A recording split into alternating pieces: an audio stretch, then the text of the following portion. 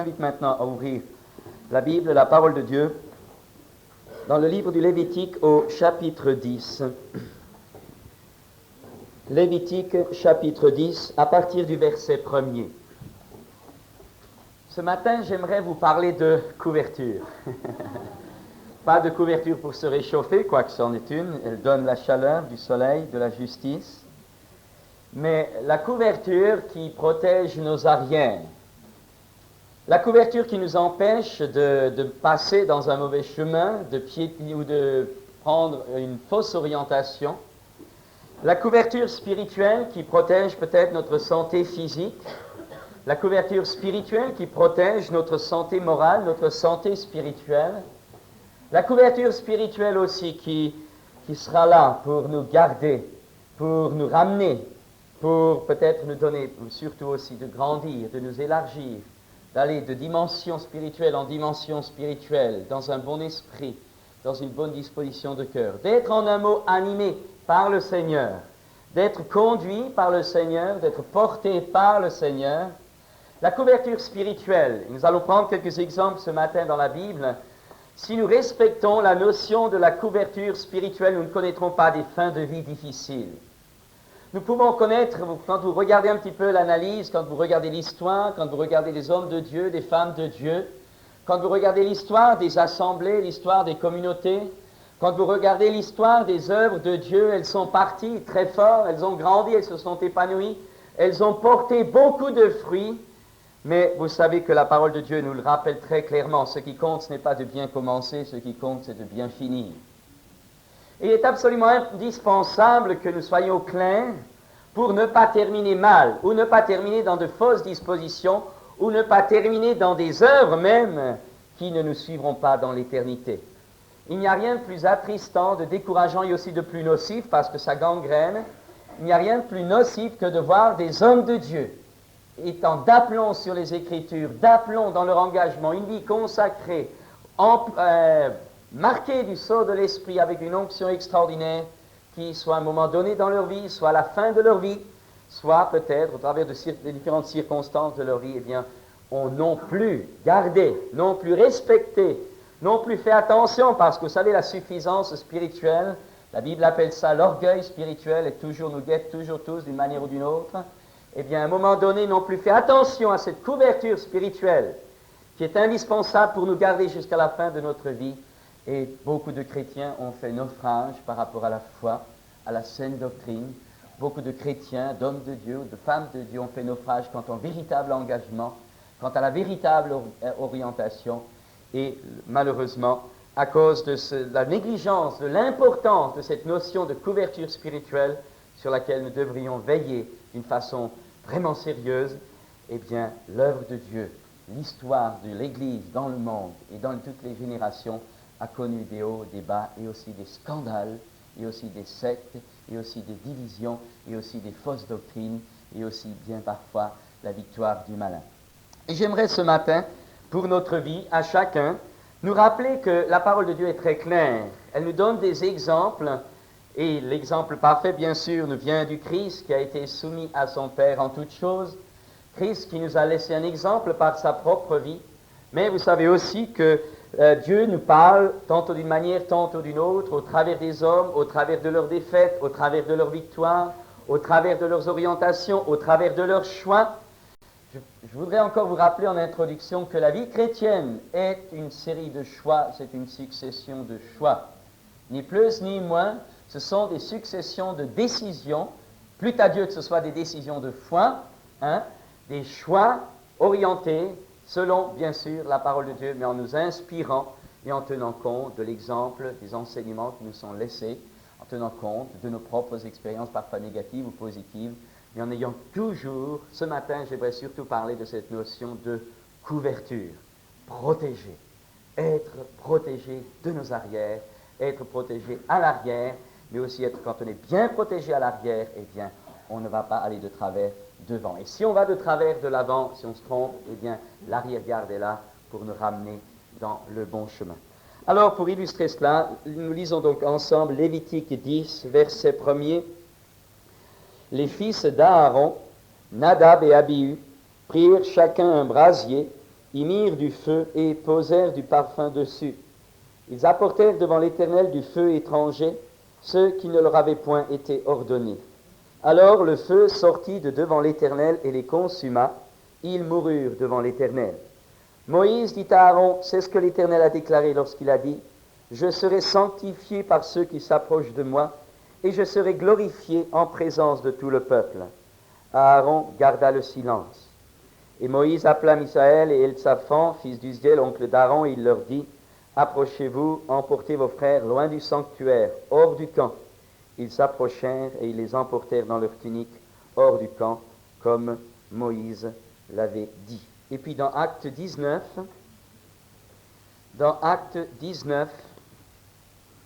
verset 13, Acte 19, 13,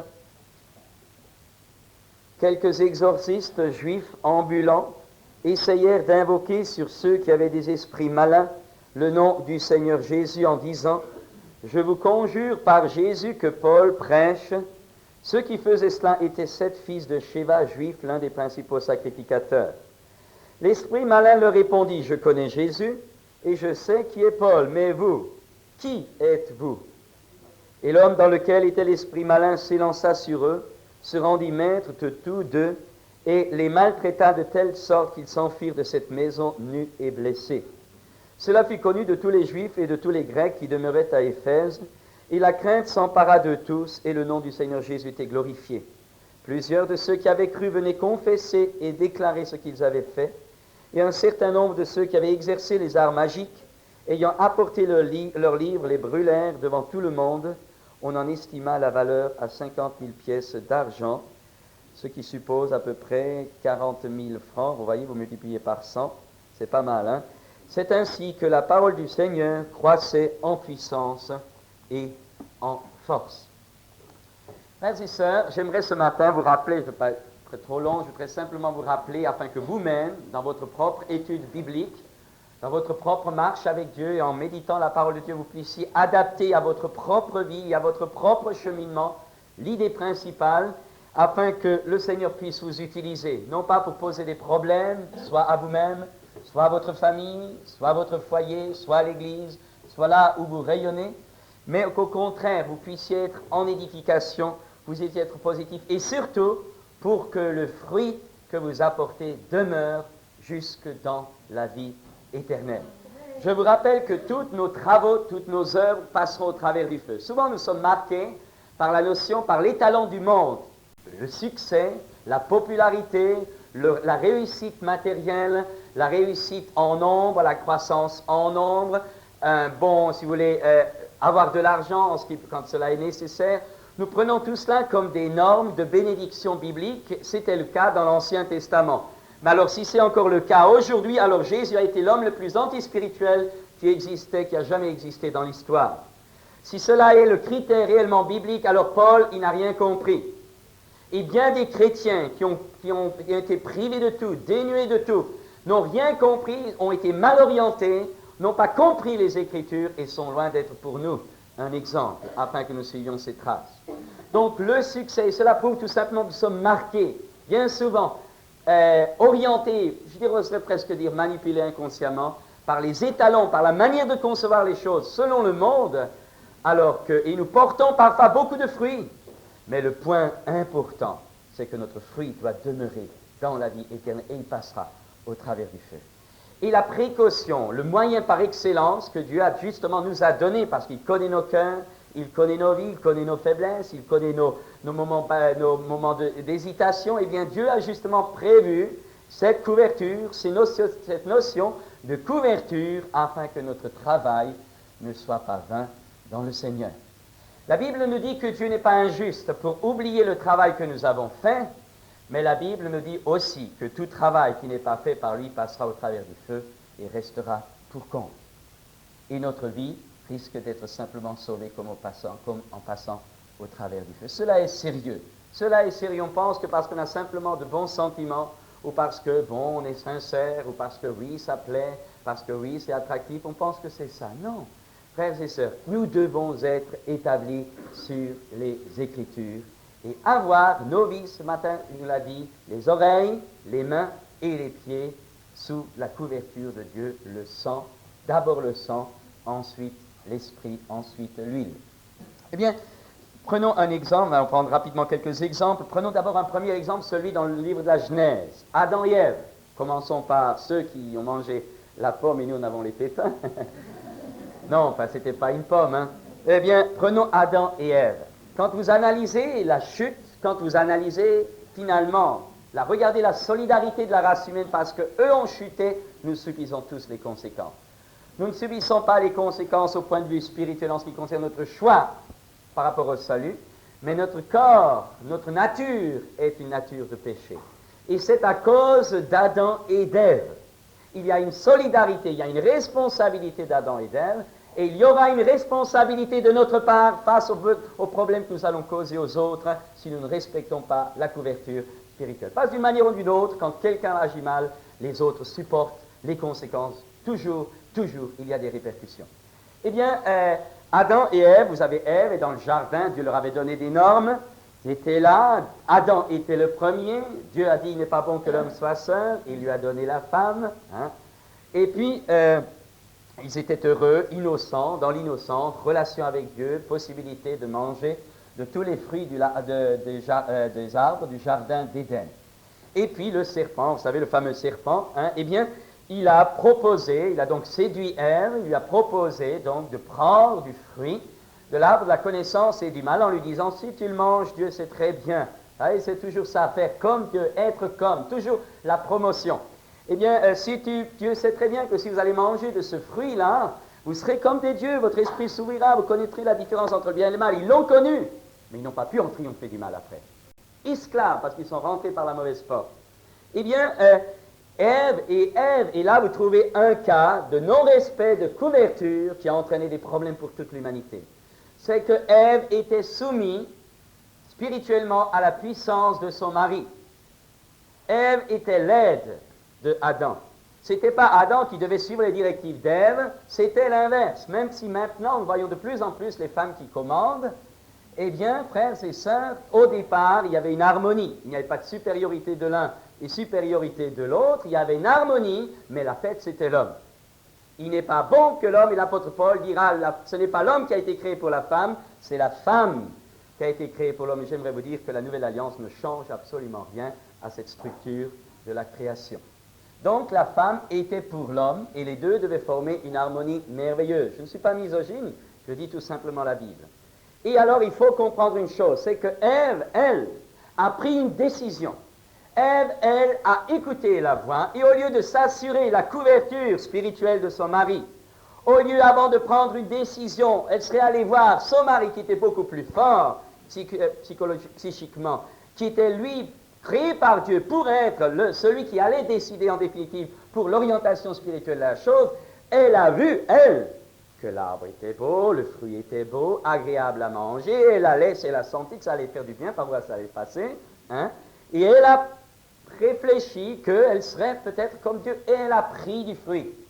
Elle a pris du fruit, elle l'a mangé, elle a pris donc une décision, et vous remarquerez l'inversion des choses, c'est ensuite elle qui a donné à son mari, qui aurait dû être la protection, qui aurait dû être la couverture, qui aurait dû arrêter ça. Au contraire, c'est elle qui l'a poussé à en prendre. Et là, vous avez là une inversion, c'est que celui qui devait être la couverture n'a pas respecté sa position, a désobéi, a lâché, a fait passer son affection pour sa femme, prenons le cas, hein, a laissé prendre à son épouse une décision qui était d'abord à lui de prendre, et ensuite, il a lui-même suivi le même courant. Il y a quelque chose de terrible, c'est que la Bible ne dit pas que c'est à cause d'Ève que le péché est entré dans le monde. La Bible dit que c'est à la cause de la désobéissance de l'homme, c'est-à-dire d'Adam. Et devant Dieu, Adam a gardé la responsabilité. Ce n'est pas Ève qui était responsable en premier, c'est Adam qui, lui, a désobéi. Ève a été séduite, Adam, lui, a désobéi. Responsabilité masculine, là. Mais Ève, elle, a chuté parce qu'elle n'a pas respecté la couverture spirituelle. Ce matin, comment décidez-vous votre vie? Je parle au niveau des couples. Est-ce que c'est la femme qui décide de tout? Est-ce que c'est la femme qui décide de l'engagement spirituel, des choix spirituels, des choix de la vie? Ou est-ce qu'au contraire, il y a complémentarité, il y a concertation, mais au dernier ressort, puis-je dire, c'est l'homme qui porte le pantalon. Vous savez, l'histoire du voile, ce n'est pas pour les petits enfants de cœur. Le voile dans l'assemblée, c'est ça. Souvent, on se demande si ce n'est pas les hommes qui devraient porter le voile, ou certains hommes. Frères et sœurs, il y a là, je suis peut-être volontairement un petit peu agressif pour que vous réalisiez, parce qu'il faut le comprendre, c'est que ce travers-là a entraîné des problèmes et des responsabilités pour toute l'histoire de l'humanité. Et si le malin a eu droit sur nos vies, si le mal a eu droit sur le monde, si la Bible nous dit que le monde a été précipité sous la puissance du diable, eh bien il faut savoir que c'est parce que Ève n'a pas respecté la couverture spirituelle. Elle pensait avoir un intérêt immédiat, elle pensait avoir quelque chose d'immédiat, elle a été plongée dans l'erreur. Elle a entraîné son mari et, conséquence, toute la postérité a suivi dans cette chose-là. Frères et sœurs, nous voyons déjà dès le début de la création que le manque de respect de cette notion de couverture a des conséquences incalculables. Incalculables. Il y a une vérité, Dieu pardonne, mais les conséquences, on les porte bien souvent. Quand on enfreint certaines lois spirituelles, bien sûr, on revient vers Dieu, on lui demande pardon. D'accord, Dieu pardonne, mais nous portons parfois la conséquence, nous supportons parfois la conséquence. Et ce qui est dramatique, ce n'est pas seulement nous, c'est les gens au milieu desquels nous vivons. C'est les gens, soit c'est nos familles, soit c'est notre assemblée, soit c'est les gens où nous travaillons et qui sont sous notre autorité. Et la chute et le manque d'autorité d'Adam a entraîné des conséquences pour sa femme et pour sa descendance. Il était responsable, c'est les autres qui ont trinqué. Et je voudrais vous dire que l'histoire même de la Nouvelle Alliance montre que votre comportement et mon comportement a des répercussions parfois négatives sur ceux qui nous entourent. Il faut le comprendre. Je dis cela pour que vous réalisiez bien que c'est sérieux et qu'on ne joue pas avec la vie des autres. Eh bien, Ève, elle n'a pas respecté cela, elle n'a pas respecté cette notion de couverture. Et je veux, dit l'apôtre Paul, que vous sachiez que l'homme est le chef de la femme, que Christ est le chef de l'homme et que Dieu est le chef de Christ. Il y a cette harmonie et il y a cette structure. Non pas, et il faut encore le comprendre, ça c'est souvent ceux qui justement refusent ce travail de couverture, qui disent que c'est une histoire de domination. Non, ce n'est pas pour étouffer quelqu'un. Le mari n'a pas une autorité pour étouffer sa femme, pour en faire un esclave. Non, au contraire, il doit la libérer, mais dans l'harmonie. Eh bien, c'est la même chose. La couverture n'est pas pour écraser quelqu'un, ni pour bloquer quelqu'un, ni pour enfreindre la vie qui est en ce quelqu'un, mais la couverture, c'est la protection. C'est justement assurer que la vie qui est en chacun d'entre nous ne soit pas orientée dans un mauvais sens, mais qu'au contraire, qu'elle puisse s'épanouir sans causer des préjudices à l'environnement, mais surtout sans causer d'abord des préjudices à la personne qui doit, elle, d'abord, comprendre la notion de couverture. Je vais aller un petit peu plus loin. La couverture ne s'impose pas. La couverture, c'est quelque chose qui se vit. Vous ne pouvez pas dire à quelqu'un, attention, le mari, tout le temps, le mari est toujours obligé de dire à sa femme, non, attends, prends des décisions, commence quand même à me poser aussi mon avis, demander mon avis. Il y a une disposition de cœur que Dieu veut faire. Et c'est ça le travail du Saint-Esprit dans notre conscience et dans notre cœur, c'est de nous amener à comprendre le mécanisme de cette loi spirituelle pour que nous ne prenions pas ça comme un joug, mais qu'au contraire, dans l'intelligence spirituelle, nous pratiquions ces choses spontanément envers tous. Et c'est là qu'il faut déjà comprendre aussi l'importance du verset quand l'apôtre Paul dit « Soumettez-vous les uns aux autres dans la crainte de Christ ». Qu'est-ce que ça veut dire? C'est justement ça, aussi la couverture spirituelle. Me soumettre à celui ou celle que je sais qui est là et que Dieu a donné au corps de Christ comme une couverture spirituelle pour me protéger de mes mauvais choix, pour me protéger de ma mauvaise orientation, pour me protéger peut-être de mon caractère intempestif, pour me protéger. Soumettez-vous les uns aux autres dans la crainte de Christ. Ce n'est pas le monopole d'une personne, pas ça du tout. C'est la diversité dans la complémentarité, mais chacun faisant et veillant à maintenir sur sa vie une couverture spirituelle sérieuse. Un autre exemple, vous le retrouvez bien sûr quand Moïse sort le peuple d'Israël d'Égypte.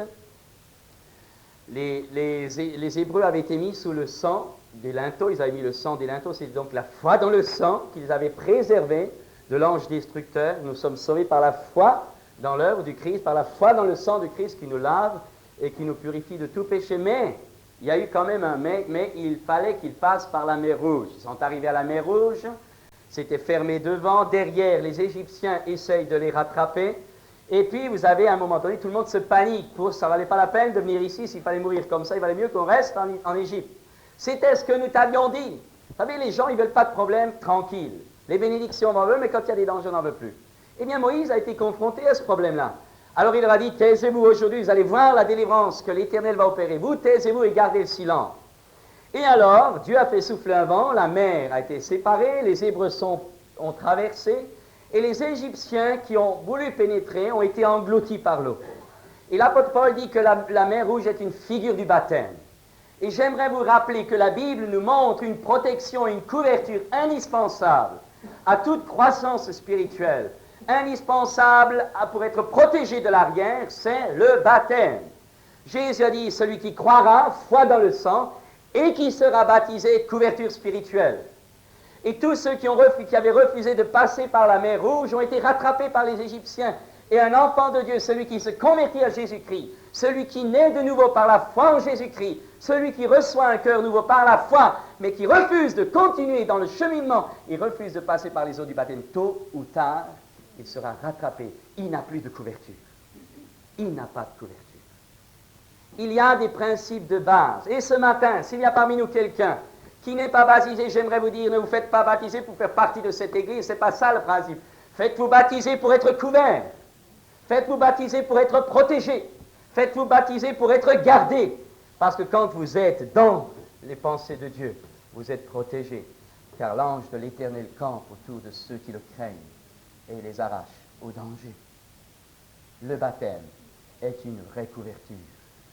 Et quand on pense qu'il y en a qui se lancent dans l'exorcisme, etc., qui n'ont même pas obéi au principe de base qui est le baptême d'eau, eh bien, tôt ou tard, il y a des dérèglements doctrinaux. Tôt ou tard, il y a des dérèglements spirituels qui s'installent, sans parler des conséquences fâcheuses physiques, parfois aussi. Un autre exemple aussi que nous pouvons peut-être trouver, c'est celui des fils d'Aaron. Nous venons de le lire. Vous avez là Dieu qui, au travers de Moïse, ordonne. Vous savez, en ce qui concerne les vocations, nous sommes habitués, nous croyons que Dieu appelle individuellement un individu ou quelqu'un au service. Mais Dieu utilise aussi, l'apôtre Paul a eu un appel personnel, mais Dieu utilise aussi parfois des hommes pour appeler d'autres hommes. Nous voyons, Aaron n'a pas eu un appel personnel de Dieu, il a été appelé par Moïse. Et vous retrouvez cela pareil. Timothée a été appelé par Paul.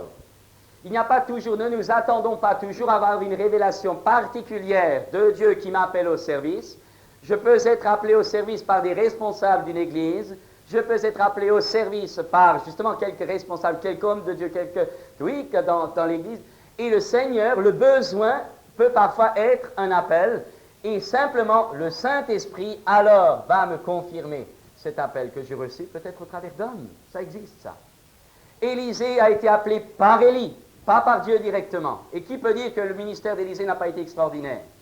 C'est pour cette raison, quand vous êtes sollicité par des responsables pour travailler dans une tâche, pour participer à l'œuvre de Dieu, ne dites pas, je veux d'abord attendre un appel de Dieu pour me le dire. Si vous êtes sollicité par des gens qui ont autorité spirituelle sur vous, alors prenez ça déjà au départ comme un appel et vérifiez cet appel ensuite en vous mettant au travail et progressivement vous verrez. Si c'est une erreur, eh bien vous n'aurez pas perdu votre temps quand même parce que vous aurez fait quelque chose qui était nécessaire d'être fait.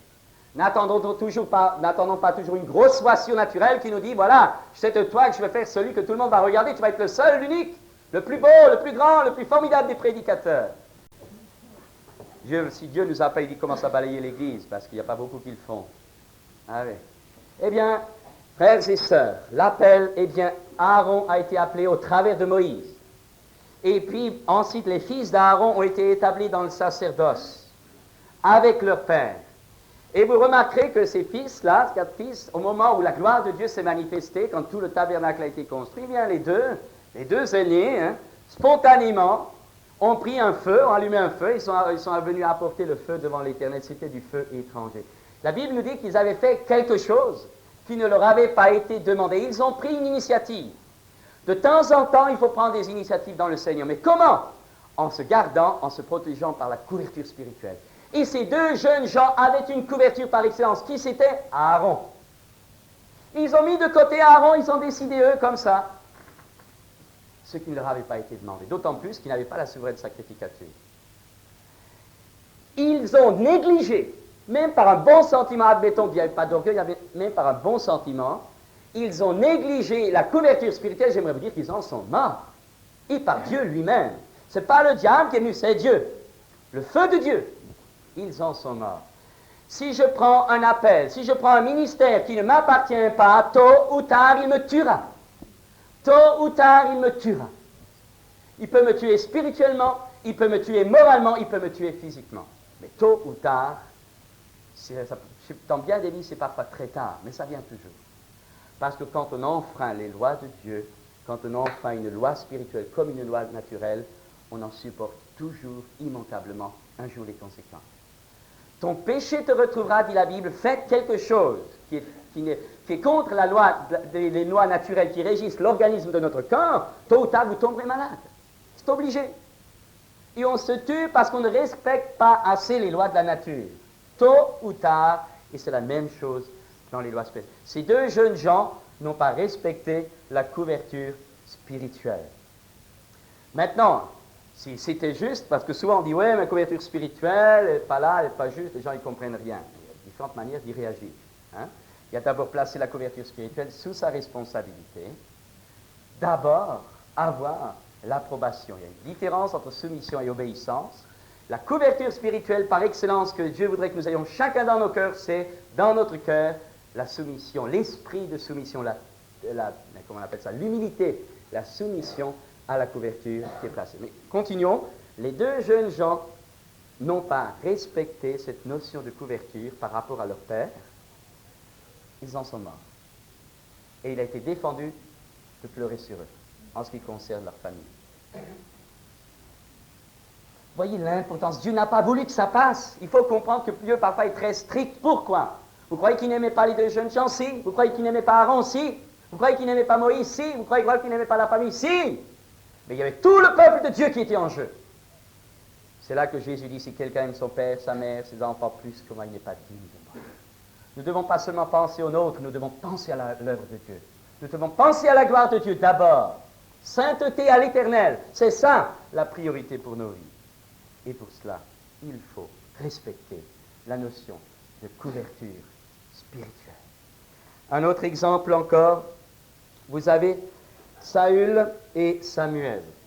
Saül est choisi comme roi, il est oint, et il était humble de cœur. Samuel, plus tard, lui dira que lorsque tu étais petit à tes propres yeux. Vous savez, le côté dangereux, c'est quand au début on est faible, alors on se tient devant Dieu et on ne bouge pas, on est humble.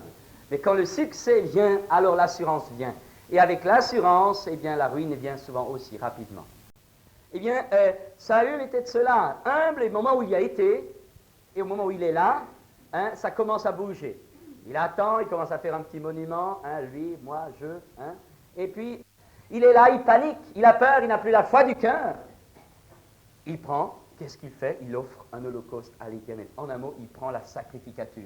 Il veut la joindre à la royauté. Il était chef, il veut aussi la prêtrise. La prêtrise qui à ce moment-là appartenait à Samuel. Qu'est-ce qui se passe? Juste, et c'est étonnant quand vous lisez le récit, il venait à peine de le faire, Samuel vient. On aurait pu dire Samuel s'est mis 5 minutes avant, ça ne serait pas produit. Mais il fallait que ce qu'il y avait dans son cœur vienne à la lumière. Il fallait que ça sorte. Eh bien, Samuel lui a dit, l'obéissance vaut mieux que les sacrifices. Et l'Éternel prend-il plus de plaisir aux holocaustes qu'à la notion d'obéissance? La désobéissance est aussi coupable que la divination. Je n'insiste pas, nous avons parlé de ça il y a 15 jours. Mais je voudrais simplement vous montrer qu'à ce moment-là, Saül a pris l'initiative sans se remettre à la couverture spirituelle que Dieu avait placée sur lui. Et sa couverture, c'était dans cette occasion Samuel. La panique, le besoin, tout ce que vous voulez. Parfois on dit, mais l'œuvre de Dieu, il faut que ça aille, alors mais l'œuvre de Dieu, non, couverture, il y a des règles. Je peux avoir immédiatement, en enfreignant certaines règles, je peux avoir immédiatement ce que je veux. Je peux l'avoir immédiatement, mais tôt ou tard, j'en supporterai malheureusement les conséquences. Il y a des réussites apparentes immédiates qui sont pour nous des causes de problèmes dans l'avenir. Pensez toujours à cela. Quand nous ne respectons pas les couvertures spirituelles, tôt ou tard, on en souffrira, et les autres avec nous. Eh bien, Samuel lui a dit, parce que tu as rejeté Dieu. Voyez jusqu'où ça va l'importance de la couverture spirituelle. Soit on dit, oh, c'est pas important, c'est léger. Il y a une notion de crainte et de respect de ce que Dieu a établi. Parce que quand on rejette ce que Dieu a établi, on rejette Dieu. Jésus a dit, celui qui vous rejette, me rejette. Celui qui vous reçoit, me reçoit. Quand on rejette Dieu de cette manière, quand on est léger sur ces choses, inconsciemment on rejette Dieu. Et Samuel dit, parce que tu as rejeté Dieu, Dieu te rejette. Il a fallu encore y regarder cet arbre coupé, cette fleur coupée, qui est encore belle aux yeux des gens. Saül règne encore pendant des années, je crois au moins 20 ans, alors que sa relation avec Dieu est coupée. Apparence, religion, stature, il a une place, il a un titre, bien sûr. Il en fait baver avec son titre. Tous les sacrificateurs meurent à un moment donné, il en tue. Mais lui est coupé à la base. Il est coupé déjà. Parce que lui n'a pas respecté ce principe de protection, qui aurait été une protection pour sa vie. La couverture spirituelle de Samuel, du ministère prophétique et sacerdotal de Samuel. Là, il y a encore autre chose comme couverture. Prenez Séphora et Moïse. Séphora, petit oiseau, ça veut dire, vous savez, eh bien, Séphora, c'était la compagne que Moïse a eue chez son beau-père Jéthro lors de sa fuite en Égypte, hors d'Égypte plutôt.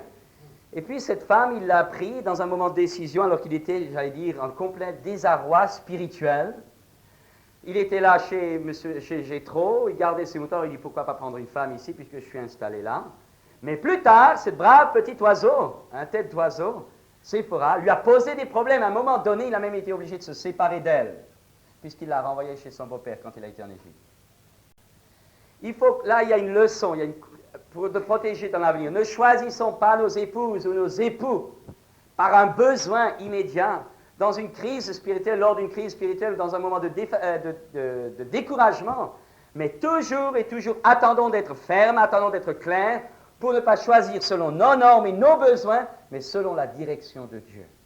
Moïse, vous savez, il a supporté Séphora toute sa vie, après il a eu des problèmes. Il a eu des problèmes. Dieu était là, mais ça n'empêche qu'il a eu des difficultés pendant toute sa vie. Eh bien, Séphora n'a rien compris pratiquement aux choses spirituelles. Et quand Dieu envoie Moïse pour retourner délivrer les Hébreux en Égypte, il nous est dit que pendant la nuit, Dieu attaque Moïse pour le faire mourir. Et il faut dire que quand la Bible dit pour le faire mourir, c'est que Dieu voulait faire mourir Moïse. Souvent on dit, on ne fait pas attention comment Dieu ne peut pas faire mourir quelqu'un. La Bible dit que Dieu voulait faire mourir Moïse et Dieu allait le faire.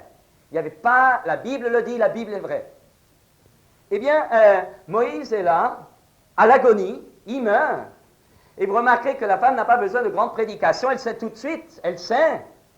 Elle prend le prépuce de son enfant, elle le coupe, elle le jette aux pieds de Moïse. Regardez l'amertume, regardez l'esprit qui anime cette femme. L'esprit charnel n'a rien compris.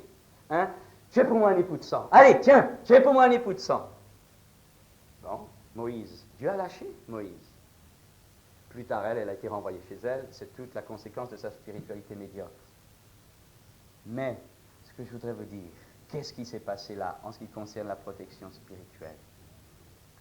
Tout d'abord, elle, parce qu'elle n'avait pas respecté l'enseignement que Moïse était chargé d'appliquer, elle a amené la mort sur son mari. Il faut bien le comprendre, voyez la solidarité. Et deuxièmement, lui, qui était chargé par Dieu de faire du peuple d'Israël un peuple fort, lui qui devait recevoir les oracles et les lois de Dieu, il devait d'abord apprendre à les appliquer lui-même, et dans ceux qui dépendaient de son autorité spirituelle. Vous ne pouvez pas entraîner, la Bible nous dit, un ancien qui ne tient pas sa maison, il ne peut pas diriger l'Église. Il ne peut pas. S'il y a démission à la maison, il y aura tôt ou tard démission à l'Église. Et c'est ce que Moïse devait comprendre. Tu es incapable de faire circoncire ton enfant, mais comment tu vas diriger les Hébreux en Égypte? Mais comment tu vas faire? C'était même un blasphème, il avait entendu la voix de Dieu, il refusait de lui obéir. Et tôt ou tard, si nous refusons d'obéir à la voix de Dieu, il y aura un moment où la sentence viendra. Eh bien, frères et sœurs, il faut comprendre qu'il y avait là une couverture que Moïse n'a pas exercée. Sur sa femme, il ne l'a pas fait. Paix du ménage, paix, pas d'histoire. Vous savez, parfois, ils m'ont dit, il vaut mieux être habité sous la gouttière d'un toit que sous le toit d'une femme querelleuse. Et ouais, c'est pas toujours facile. Mais est-ce qu'on est un homme de Dieu ou non? Ou non? Qui a priorité dans notre vie? Notre paix, notre pacificité ou la gloire de Dieu? Ou l'œuvre de Dieu? Et Moïse, là, a failli y laisser sa vie. Et j'ose le dire, ce n'est pas l'Ancien Testament, ce n'est pas le Nouveau Testament, Dieu est toujours pareil. Nous laisserons notre vie un jour si nous négligeons ce genre d'aspect. Peut-être pas la vie physique, vous savez, pas toujours évident, mais la vie spirituelle à coup sûr. Et ceci, il faut bien le comprendre, couverture. Moïse devait avoir la couverture de Dieu, il n'avait plus Dieu avec lui à ce moment-là. Car la désobéissance est aussi coupable que la divination. Il était en position de malédiction. Il n'avait plus Dieu avec lui. Dieu contre lui. Et Dieu l'attaque. Il fallait qu'il respecte ce que Dieu avait donné. Il n'avait pas la couverture. Surtout, je veux dire, la parole de Dieu, l'obéissance à la parole de Dieu est une couverture pour notre vie. Dieu donne le Saint-Esprit à ceux qui lui obéissent. Si dans notre cœur, il y a une désobéissance, on a beau discuter, on peut dire, mais c'est pas important, c'est pas propos, c'est pas grave, c'est pas ceci, puis j'y arrive pas, etc. Oui ou non? Veux-tu? Oui ou non? Peux-tu? Dans ta limite. Ou est-ce que dans ton cœur, il y a le désir de ne pas le vouloir? C'est souvent là notre combat. Si dans notre cœur ce matin, il y a une désobéissance sur une lumière de Dieu, j'aimerais vous dire, vous êtes en train d'ôter votre couverture.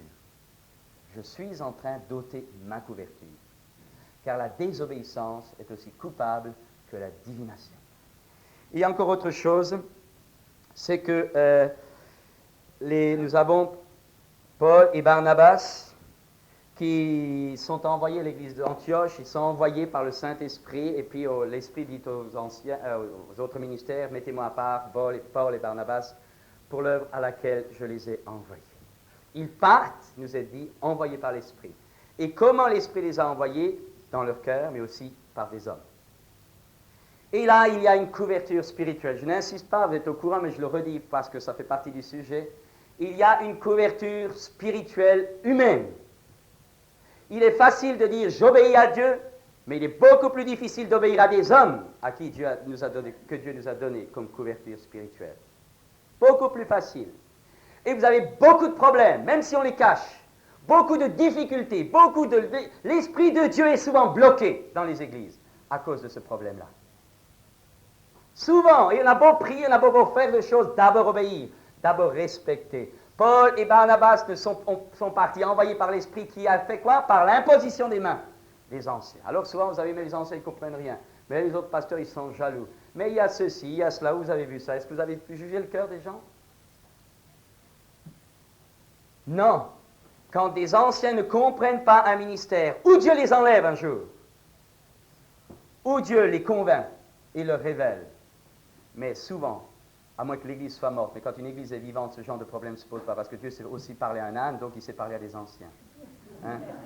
Eh bien, j'aimerais vous dire, quand une Église est vivante, je ne parle pas d'une Église morte, là c'est valable, mais quand une Église est vivante, Dieu parle à ses autorités. Et j'aimerais vous dire que partir en luttant contre les autorités, tôt ou tard en disant, vous savez, dans une église, vous trouvez toujours quelqu'un qui est d'accord avec vous trouvez d'autres qui ne sont pas d'accord. Alors je vais prendre celui-là, parce que celui-là, il pense comme moi, alors ça sera ma couverture spirituelle. Facile, ça. Il y a un ensemble.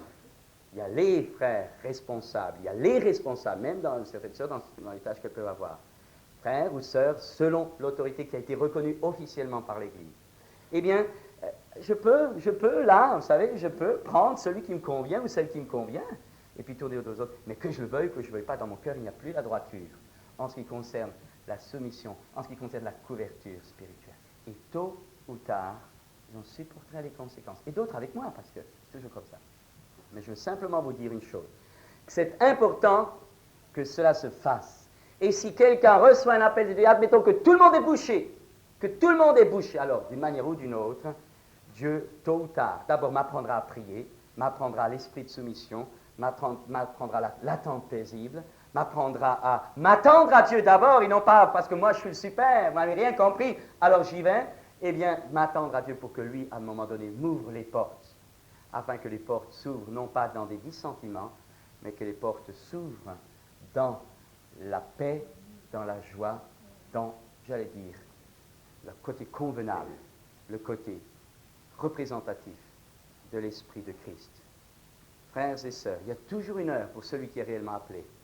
Mais plût à Dieu et pour votre propre vie, pour ma propre vie, que nous ne partions jamais avant l'heure de l'appel. Ne il y a une différence entre être appelé et partir, l'heure du départ. Et entre les deux étapes, vous avez tout un travail de formation, travail de patience, travail de foi, travail de persévérance. Parce que vous savez, hein, on n'est jamais, un vrai ministère ou une vraie vocation n'est jamais tout de suite admise. Pourquoi? C'est curieux que les gens soient frappés de cécité. Parce que ça met en cause des sentiments humains, etc. Mais ça permet aussi à Dieu de travailler nos vies. Et celui qui refuse cette leçon de la couverture spirituelle, vous remarquerez qu'il ne change absolument pas dans son caractère. Vous remarquez qu'elle ne change pas en profondeur dans son caractère. C'est toujours la même personne depuis des années. Change pas. Mais pourquoi? Parce qu'elle n'a pas compris que peut-être même les obstacles qu'il ou qu'elle peut rencontrer sont permis par Dieu pour que son caractère change. Mais tôt ou tard, si j'accepte la discipline de Dieu dans ma vie, même au travers des hommes, alors ce n'est pas moi qui m'envoie, ce n'est même pas Dieu qui m'envoie moi, mais c'est Dieu qui envoie son Église au travers de moi. Et vous avez beaucoup trop de tâches où il y a des gens qui sont envoyés ou qui s'envoient sans que ce soit l'Église qui les envoie. Alors on essaye de convaincre, mais ce n'est pas ça. Parce que pourquoi est-ce que c'est important? Pourquoi est-ce que je dis que c'est l'Église qui envoie? Parce que l'Église est justement la couverture spirituelle.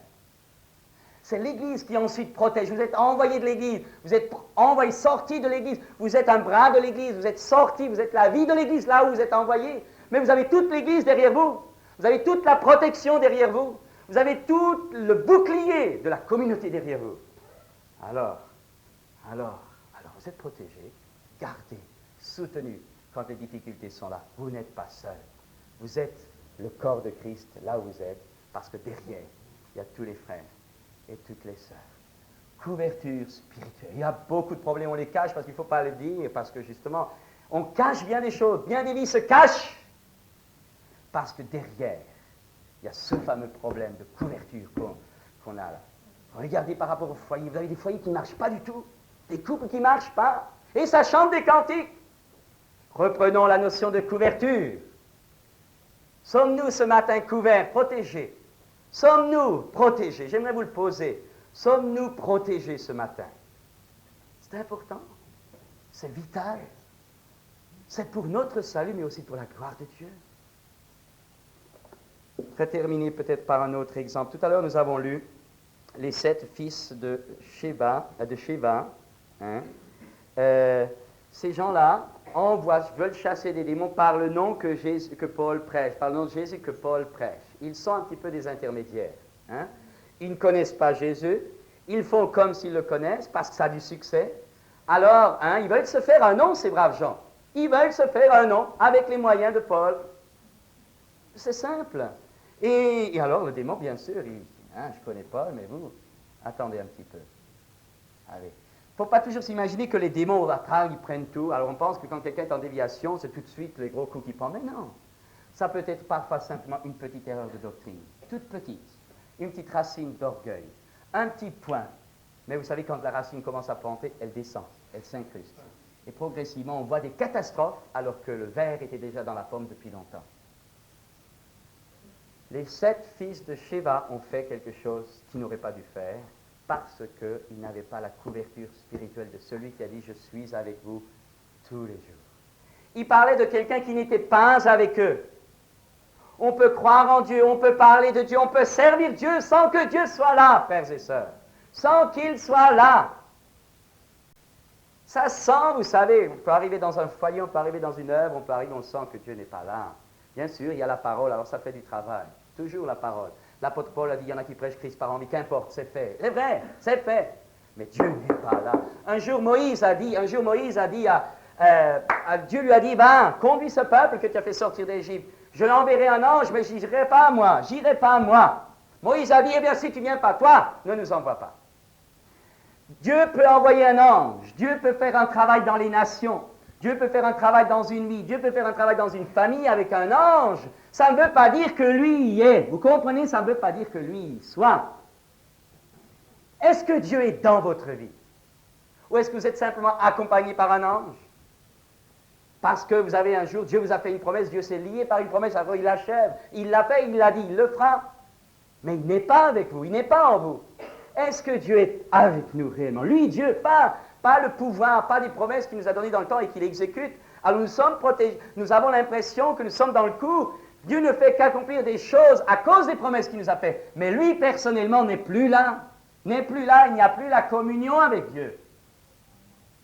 Est-ce que nous avons cette couverture ce matin, frères et sœurs? Est-ce que nos cœurs sont droits? Est-ce que nos cœurs sont purs?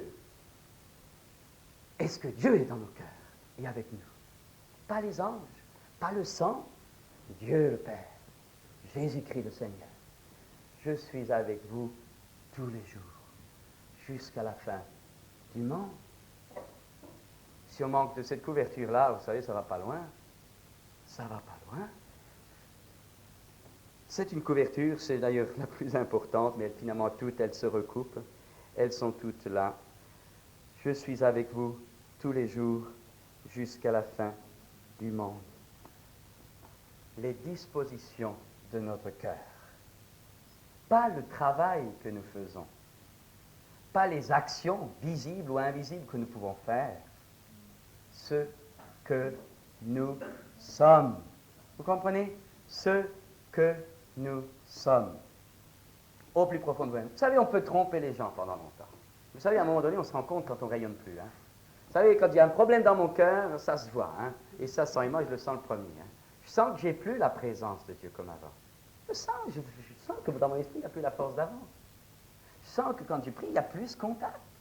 Alors, bien sûr, je dis, il faut que j'aille, tu es le pasteur, on te demande de prier, il faut que tu y ailles. Il faut que tu y ailles. Alors là, j'ai déjà compris que ça ne va plus déjà. Ah oui, quand on te dit, il faut que tu ailles, il faut que tu bouges, parce que tout le monde te demande, etc. Mais est-ce que j'y vais avec la présence de Dieu, est-ce que j'y vais avec moi? Vous savez, c'est un peu comme le moteur, le contact a été coupé, il tourne encore. Tourne encore.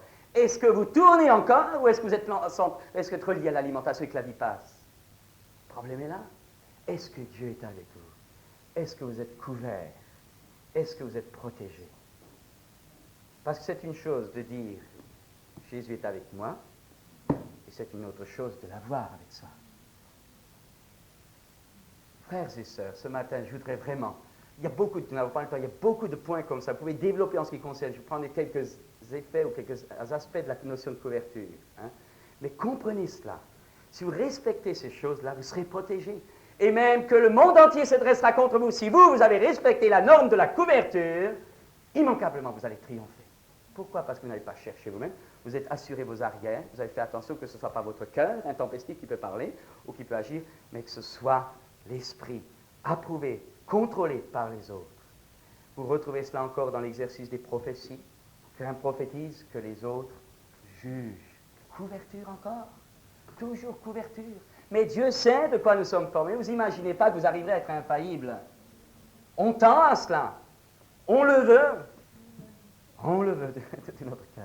C'est vrai. Mais Dieu sait. Alors, couverture. Et là encore, on peut parler de la notion du sang, on peut parler de la notion du voile, on peut parler de ces choses-là. Pourquoi? Ce n'est pas parce que je fais ça, je vais te perdre. Non. C'est encore une fois couverture. Pour me garder d'un glissement. Couverture, couverture, couverture. Alors vous serez au chaud en hiver. Frères et sœurs, c'est important. C'est important. C'est important parce que c'est le plus grand obstacle. Cette négligence de cette loi spirituelle est le plus grand obstacle au développement individuel, comme au développement communautaire, comme au développement de l'œuvre de Dieu dans le monde. Souvent, les gens ne sont pas couverts. Et je me rappelle toujours ce frère âgé qui a écrit Explosion de vie, Ralph Chalice, qui est parti en Afrique du Nord quand il n'y avait rien, hein, quand il a commencé à planter des églises dans un ministère apostolique. Hein. Si vous voulez, c'est un peu le père spirituel d'hommes comme Tatford, Tabayou, c'est des frères évangéliques, hein, mais des hommes de Dieu. Hein. Eh bien, il me rappelle toujours qu'il avait dit à un colloque de responsables et d'évangélistes et d'apôtres, il leur a dit, écoutez, une chose que je sais et que je voudrais vous mettre en garde, toujours et toujours, parce que ma femme et mes enfants ont supporté les conséquences. Il a dit, je suis parti sans avoir reçu l'imposition des mains, je suis parti sans la couverture de mon église. Il y avait un ancien qui ne comprenait rien, il a dit, il y avait un ancien qui comprenait, mais j'ai eu tort de partir trop tôt. Toute sa famille en a trinqué. Alors là, vous savez, il se frappait la poitrine. Hein? Il se frappait la poitrine. Il se frappait la poitrine, frères et sœurs. Un homme de Dieu connu dans le monde entier. Il avait compris qu'une négligence la plus forte qu'il a pu avoir fait, c'est la notion de couverture. Faisons attention à cela. C'est important pour notre bien, vous savez, je le dis. Pour le bien de la gloire de Dieu. Pour que l'Esprit de Dieu puisse alors sauter au travers de nous. Faire sa gloire. Dieu est en train de le faire. Si nous n'acceptons pas de nous emballer, il faut aussi choisir, il faut aussi voir la couverture, quelle est la couverture que Dieu me donne. Il ne faut pas non plus, on prie, on étudie la Bible, on regarde, on se tient devant le Seigneur, et le Seigneur nous montrera. Vous savez, si nous sommes honnêtes, le Seigneur nous montre tôt ou tard. Regardons les différentes couvertures dans les domaines différents que nous pouvons vivre. Regardons la couverture que Dieu nous demande de tirer sur nous. Et si nous respectons cette notion-là, nous ne serons jamais seuls. Car Jésus a dit, si vous demeurez en moi, et que mes paroles demeurent en vous, alors demandez ce que vous voudrez, et cela vous sera accordé. À lui en soit toute la gloire. Amen. Seigneur, nous te bénissons ce matin, et nous te rendons grâce, parce que nous réalisons bien dans nos vies, dans notre nature si tortueuse parfois fermée aux choses de Dieu, nous réalisons bien que nous avons besoin que tu nous aides dans ces choses. Nous ne pouvons pas y arriver par nous-mêmes, ce n'est pas possible, Seigneur. Nous sommes si fermés aux notions spirituelles. Et ce matin encore, nous te demandons d'illuminer les yeux de notre cœur. Nous te demandons, Seigneur, d'ouvrir nos esprits à l'intelligence des Écritures, de nous donner un cœur bien disposé, de nous montrer jour après jour, et de nous donner un cœur droit aussi, honnête, qui sait s'humilier sous la puissante main de Dieu. Seigneur, bénis-nous tous ce matin. Bénis l'œuvre de Dieu dans le monde entier. Bénis tous tes enfants, de toute race, de toute langue, de toute tribu, de toute origine sociale. Bénis ton peuple, Seigneur. Fais de lui une armée forte, une armée efficace, une armée conquérante, qui n'agit pas, qui ne vit pas selon le monde, mais qui vit selon les normes de l'Esprit Saint au travers de ta parole. Oh Seigneur, nous t'adorons. Notre privilège est grand. Nous sommes heureux d'être tes enfants. Et nous te bénissons en Jésus-Christ, notre Seigneur et Sauveur. Amen.